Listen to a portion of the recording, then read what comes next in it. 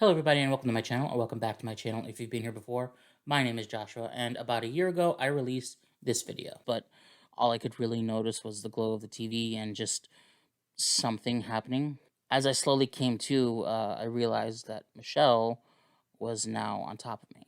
And with that being the first time I had spoken about what happened to me, I wanted to take a look at what happened after that video's release, both good and bad. Now, first off, I just want to say the vast majority of interactions I've received about the video have been incredibly supportive and kind. And I thank everyone who reached out to me with their own stories or even just saying, hey man, that sucks. I'm sorry you had to deal with that. I hope you're doing better.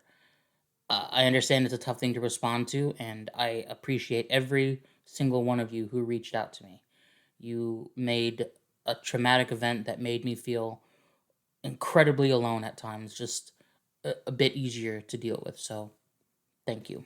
But of course, this being the internet and it being the dumpster fire that it is, not all of the response was nice. And today I'm going to talk about some of the general negative responses I received. Also, I just want to get in front of this and say, as in with my video from a year ago, there will be jokes throughout this video. But that is my way of dealing with my pain, and I will not engage with anyone who comes onto my channel and tells me I cannot deal with my pain in my way.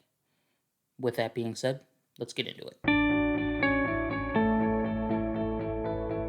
The negative response I received most was some variation of or reasoning that men can't be SA'd. Also, by the way, unless it's specified, these responses were from all types of people. There was seemingly no gender or socio-political group that was either more or less represented. Shitbags come in all shapes and sizes. I was told I couldn't be SA'd because I'm a man and we're supposed to want sex all the time. Now, look, maybe I'm just a lazy sack of crap, but I don't want anything all the time. And even if someone does have an incredibly high libido, that does not excuse someone from ignoring their consent and manipulating them into doing something they do not want to do. I was told I couldn't be SA'd because if I had an erection, obviously I enjoyed it. Now, this is just being ignorant of basic human physiology. Anyone with a penis knows that an erection can be caused by anything from being in the most sensual situation you've ever been in to a fucking hard sneeze. Arousal does not equal consent. I was told I couldn't be SA'd because if I didn't want it, I could have just overpowered her and stopped it. Now, as someone who's seen a lot of violence against women in my life, this one pissed me off a whole hell of a lot.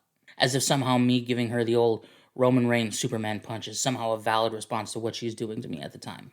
But, okay, say I use my strength to fight her off. Then what? If I hurt her while defending myself, is anyone going to believe my side of the story? Because, and this may be bad on my part, but I can't be totally sure I would believe some random dude if that was his story. I was told I couldn't be SA'd because women don't do that to men. Only men SA other men. This is just a completely ignorant, and I don't really have much to say in response to this. What I will say is this. Anyone can be a victim of anything by anyone. I was told by that complaining about being SA'd and therefore being with a woman, I must be a closeted homosexual.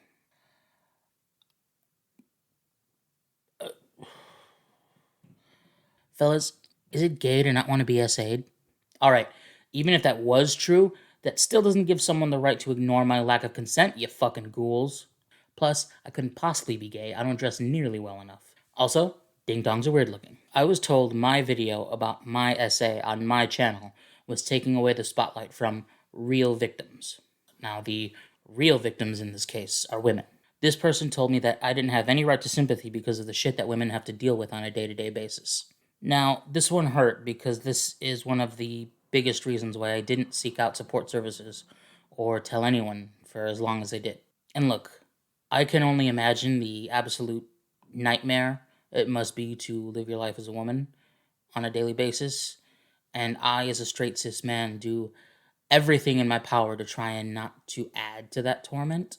But to come onto my video on my channel and say that my pain doesn't matter because others have it worse is absolutely disgusting. Now I want to talk about a couple of the types of people that reached out to me in the aftermath of this video.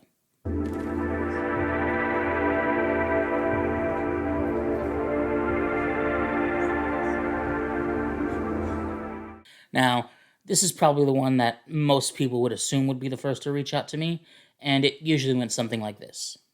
Hey man, I'm sorry that happened to you. Oh, hey, thanks. I really appreciate that. Thank you. Yeah, man, see, that's why I don't even bother with women anymore. They're nothing but trouble.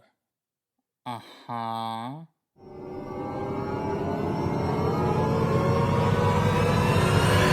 Women control everything and just use men for their own personal gain. There it is. Now, the other side of the same shitty coin usually went like this. Hey, I'm sorry that happened to you. Oh, hey, thank you so much. I really appreciate that. Thank you. Yeah, as a woman, it's really brave that you told your story, and just awful that you feel like it didn't matter. Yeah, it was a tough decision to make, but I feel good about it. I do. I feel good about it. Oh, I can imagine. And as someone who advocates for men's rights, I totally understand your hesitancy in telling your story. Uh-huh.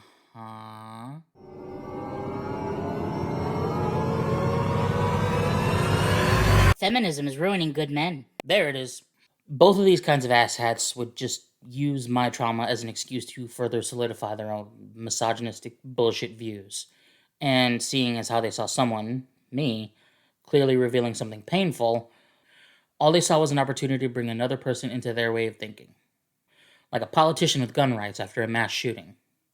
There was no empathy, well, at least none that wasn't completely superficial. These people merely look at victims as a means to their own ends, and it's really, really fucking gross.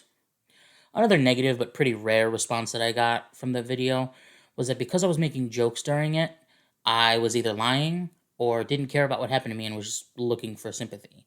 And to that I say,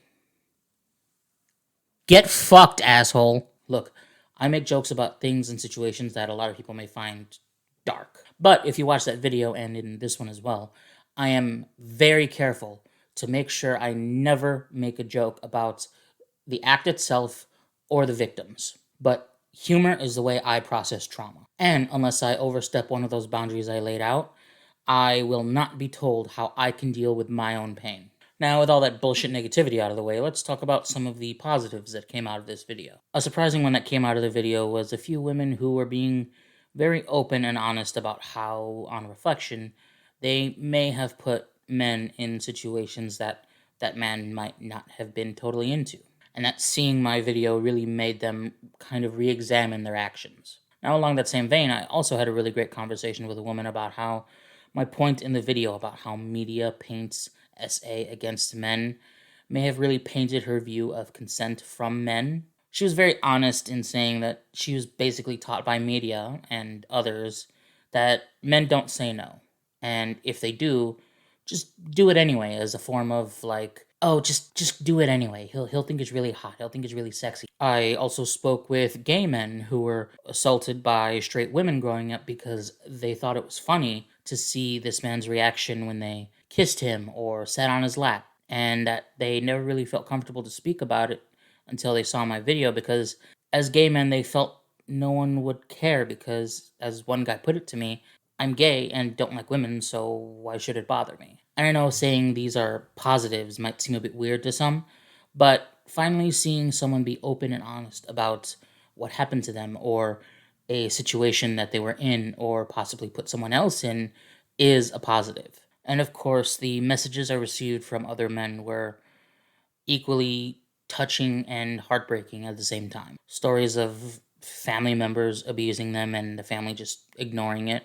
Stories of teachers taking advantage of young male students and that student being told that they should be happy they got laid. Stories of male medical professionals being groped and touched inappropriately by patients.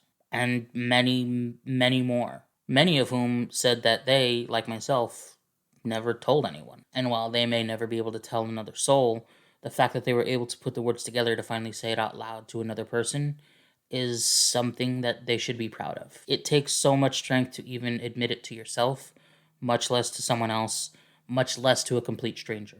So, to those men, I want to say, you are not alone. Your pain is real. Your anger, your hurt is valid, and anyone who says otherwise is not worth paying attention to. If you are a victim, and I know this is easier said than done, please reach out to someone. My socials are posted in every video, and my DMs are open. A trauma like this is not something you should deal with alone, and ignoring it will only make it that much harder to bring to light later. So I say again, you are not alone.